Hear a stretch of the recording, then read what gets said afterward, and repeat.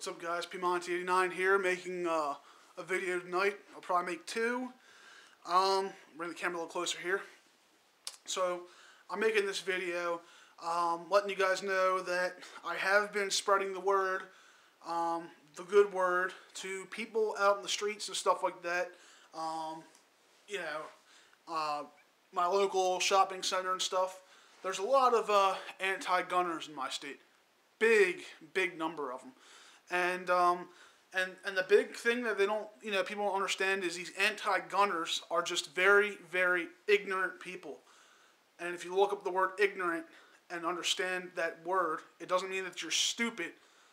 It means that you pretty much don't know what you're talking about on the subject. You're ignorant to guns. Okay? You don't know enough about them to be talking about them. Okay? You need to seriously educate yourself on the subject of guns before you start bashing them and bashing gun owners. So I got into this huge debate. I've actually gotten in a couple of them, kind of heated arguments. One of them was towards a guy that wasn't even from this country. He was from England, or Britain, the UK. And he was an Englishman, and he believed in his heart that, he spent time here in America. He's spending time here. He's traveling. Why he stopped in Delaware, I'm not really sure. There's not much here to talk about. But that's not, really important. But, he supports Barack Obama and this and that, which I really don't understand why it's even his concern if he admitted to me that he's not even a citizen of this country. Okay? Getting involved in our policies, our politics, our laws isn't really any of your business. I'm not going over to the UK and telling them how, to change their laws on guns and stuff, although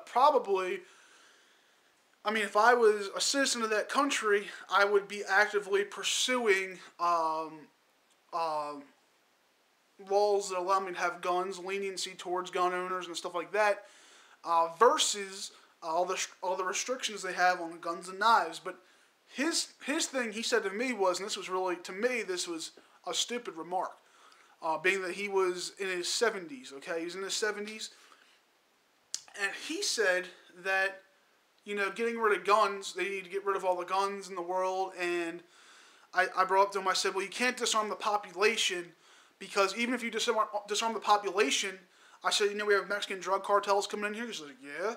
I said, okay, they've broken into houses and stuff down south in Texas and Arizona and New Mexico. He's like, yeah, I heard about it a little bit. Why? I said, okay, now, you want people to disarm themselves. You want the government to disarm these people. The drug lords are moving in. The gangs are moving in.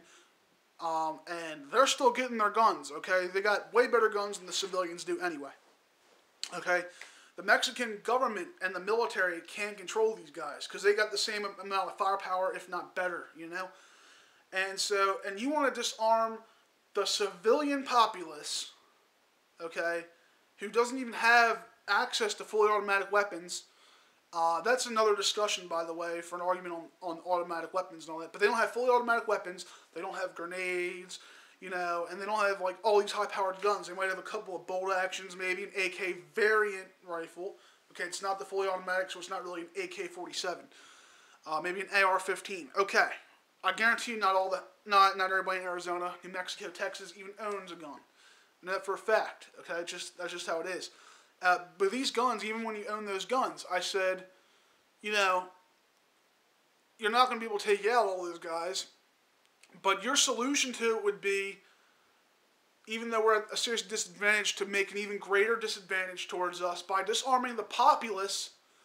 And now you're saying that only the people that have access to the black market can get these guns.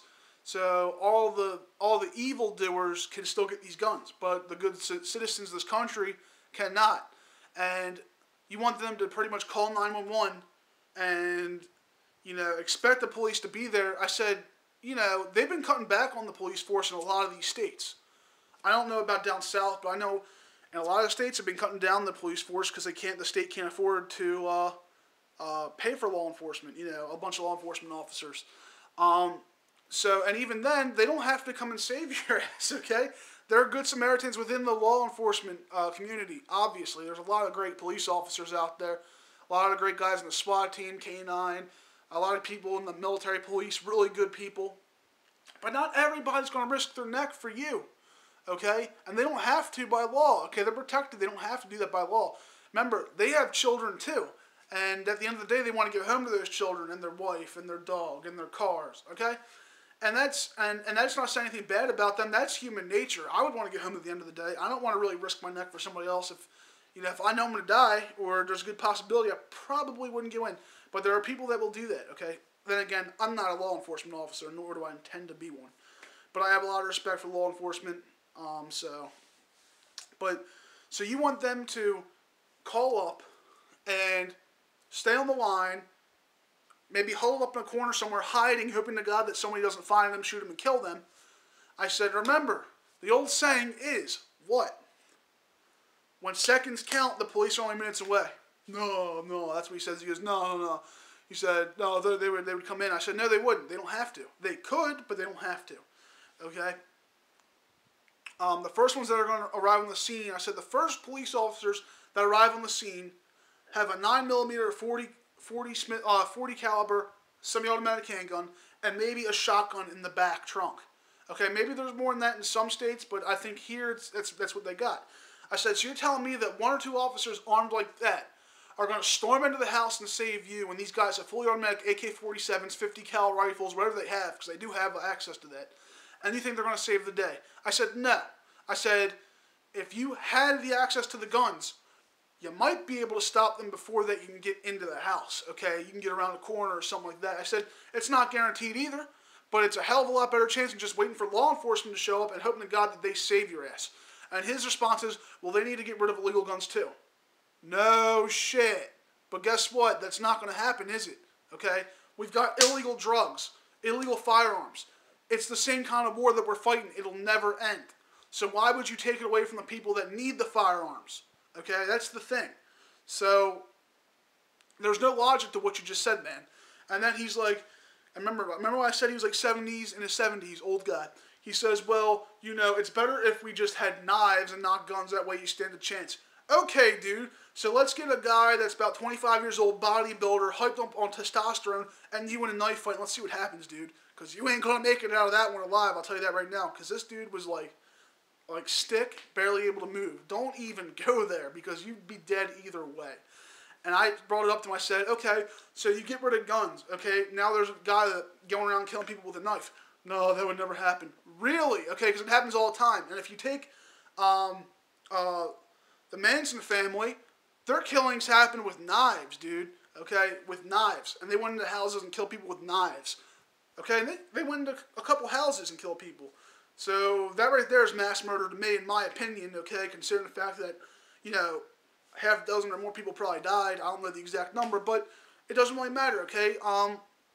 The Zodiac, I think it was the Zodiac killer, BTK, okay, bind, torture, kill, okay, did it with knives. They killed with knives, okay? And if we go back before, let's go back to the Roman times again. I'm sorry I bring this up so much. But if we get back to the Roman times, you'll see in a lot of movies, especially if you watch HBO's Rome, which is pretty historically accurate. I mean, the main characters actually were real, but, you know, they kind of twisted the story a bit. But if you look at it, a lot of these even politicians and stuff are getting killed by these guys with swords, okay? They sneak up on you, they just stab you. It's all they got to do. So, I mean, I can do the same thing. I can hide out. If I was a bad guy, you know, let's say I wanted to commit murder or something, I could take a big friggin' rock, okay, wait for some jogger to come by, boom, right in the side of the head, okay, go down the ground, bash, bash, bash, dead, okay? You can't stop killing. If you legalize guns, I guarantee there's going to be people dying in worse ways. I would rather be shot in the head than have my brain smashed out with a rock, okay? So it's very simple. It's a very simple concept to understand that getting rid of guns is not going to do anything but cause more problems for the American citizens. So there you go. Okay, and I'll probably bring up another video on the subject later, dealing with another incident I had, another debate I had, but this is the first one I wanted to bring up that happened about 3.5, 4 weeks ago now. But, so there you go. To all you anti-gunners out there, again, I'm speaking the truth, and if your butt's hurt from it, sorry, time to get real. Alright, Piedmonte 89 out. Remember, anti-gun is anti-American. Peace.